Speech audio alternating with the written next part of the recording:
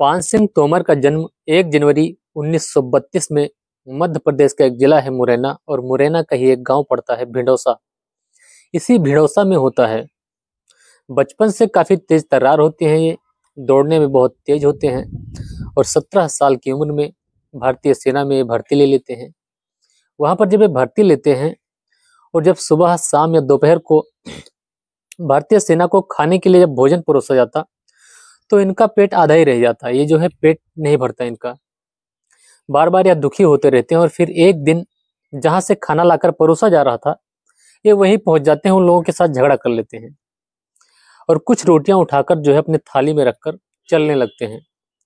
पीछे से इनको कोई आवाज देता है कि अगर तुमको इतनी ही भूख लगती है तो स्पोर्ट्स में क्यों नहीं ज्वाइन कर लेते, तुम स्पोर्ट्स में चले जाओ।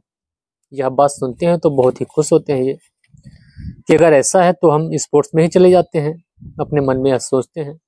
और फिर एक दिन जो है उच्च अधिकारियों से हम बात करते हैं कि मुझे स्पोर्ट्स में जाना है। उच्च अधिकारी इनसे कारण पूछते हैं कि क्या बात है। वे बताते हैं कि यहाँ जो खाना मिलता है मेरा पेट नहीं भरता है, मैं भूखा रह जाता हूँ। मैंने सुना है वहां पर जितना खा सकते हो भरपेट मिलता है, वहां पर फल फूल दूध वगैरह सब कुछ मिलता है, भरपेट खाना मिलता है। उच्च अधिकारी इनसे पूछते हैं कि तुम स्पोर्ट्स में कर क्या सकते हो, तो ये बताते हैं मैं दौड़ सकता हूँ। इनको दौड़ाया जाता है। जब ये दौड़ाया जाता है इनको, तो ये बाजी मान लेते हैं, फर्स्ट आ जाते हैं। अब जो अधिकारी होते हैं इनकी दौड़ को देखकर बहुत खुश होते हैं और इनसे कहते हैं कि तुम एक काम करो, तुम बाधा दौड़ में जो है हिस्सा लो, तुम दौड़ते बहुत अच्छा हो। और फिर एक बार जो है इनको वाघा दौड़ में भी दौड़ाया जाता है, उसमें भी ये फर्स्ट आते हैं, बाजी मान लेते हैं। अब इसी तरह से 10 सालों तक लगातार ये बाधा दौड़ में हिस्सा लेते रहते हैं, जिसमें से 10 में से 7 बार ये विजयी होते हैं, यानी फर्स्ट आते हैं। और ये जो है अपने आप में बहुत बड़ी बात होती है कि कोई व्यक्ति, कोई खिलाड़ी राष्ट्रीय स्तर पर जो है 10 बार दौड़ता है और 7 बार विजयी हो जाता है। इस बात को ध्यान में रखते हुए जो वहाँ के कोच होते हैं या अधिकारी होते हैं, अब इनको जो है एशियन गेम्स जो चल रहे थे उन दोनों टोक्यो में 1952 में, उसमें हिस्सा लेने के लिए इनको कहते हैं और वहां पर ये जाते हैं हिस्सा लेने के लिए। लेकिन जब वहां पर इनका नंबर आता है, दौड़ने के लिए तैयार होते हैं, तो बाकी जो खिलाड़ी होते हैं उनके पैरों में जूते होते हैं। ये नंगे पैर दौड़ने का जो अभ्यास कर रखा था, और फिर खड़े हो जाते हैं नंगे पैर दौड़ने के लिए। तो वहां पर इनको बाहर निकाल दिया जाता है कि बिना जूता के नहीं दौड़ सकते। यह बात जब वो सुनते हैं पान सिंह तोमर, तो बहुत ही गुस्सा होते हैं अपने कोच पर कि उनको जो है पहले अगर यह पता था तो हमें क्यों नहीं बताया, हमको पहले से जूता पहना कर दौड़ा कर अभ्यास किया जाता, कराया जाता। तो यह उनकी गलती निकाल देते हैं। आखिरकार उनको दौड़ाया जाता है जूता पहनाकर, लेकिन यहाँ पर ये नाकाम रहते हैं। इनकी जो नौकरी होती है आर्मी वाली, अच्छी भली चल रही थी, लेकिन कहा जाता है कि इनके घर से अक्सर जब भी अन्य फौजियों की तरह लेटर जाया करता था, चिट्ठी जाया करती थी, तो हर बार के चिट्ठी में एक जिक्र हुआ करता था जो इनकी माता जी किया करती थी कि हमारी जो जमीन है गांव के दबंगों ने दबा रखी है और आए दिन लड़ाई झगड़ा होता है और बहुत ही प्रताड़ित करते हैं। हर बार पत्र में जो है उनकी जो माता जी हैं अपनी यह परेशानी बताती रहती हैं और सुन सुनकर वह परेशान हो जाते हैं, ऊब जाते हैं। आखिरकार ये जो है समय से पहले ही रिजाइन दे देते हैं, यानी ड्यूटी छोड़ देते हैं और घर आ जाते हैं। घर आकर जब ये उन दबंगों के साथ बातचीत करना शुरू करते हैं इसके बारे में कि इसका जो है निपटारा कर लिया जाए किसी तरह से, वो इनकी बात को मानने को तैयार नहीं होते हैं, जमीन ना छोड़ने की बात करते हैं। कहा जाता है कि इनके जो बड़े भाई थे पान सिंह तोमर के, इन्होंने उन दबंगों से जो है कुछ पैसे लिए थे इस जमीन के बदले में, मजबूरी में पैसे ले लिए थे। और इसके बाद जो है पान सिंह तोमर के जो परिवार वाले थे यह कह रहे थे कि जो पैसे हैं वापस ले लो अपने, और जो हमारी जमीन है छोड़ दो, लेकिन वे तैयार नहीं हो रहे थे। अब पान सिंह तोमर जो है जब वो दबंग नहीं मानते हैं तो कुछ जो है पंचायत इकट्ठा करते हैं, फैसला होता है। पंचायत यह फैसला करती है कि जिस तरह से इन्होंने पैसे आपके लिए थे, आपको पैसे वापस कर देते हैं, आप इनको उनकी जमीन वापस कर दीजिए। पान सिंह तोमर जो है बाकी उनके परिवार वाले राजी हो जाते हैं इस फैसले से, लेकिन वह जो दबंग होते हैं बाबूलाल तोमर होते हैं, जिनका नाम साथ ही एक जनरल सिंह होते हैं, ये तैयार नहीं होते हैं जमीन वापस करने के लिए बिल्कुल भी। परेशान होकर पान सिंह तोमर जो है पुलिस स्टेशन पहुंच जाते हैं।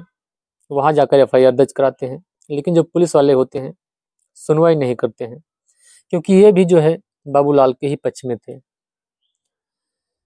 आखिर जो है हार कर पान सिंह तोमर कलेक्टर साहब के पास पहुंचते हैं, सारी अपनी बात, सारी घटना सुनाते हैं, वह क्या करते हैं।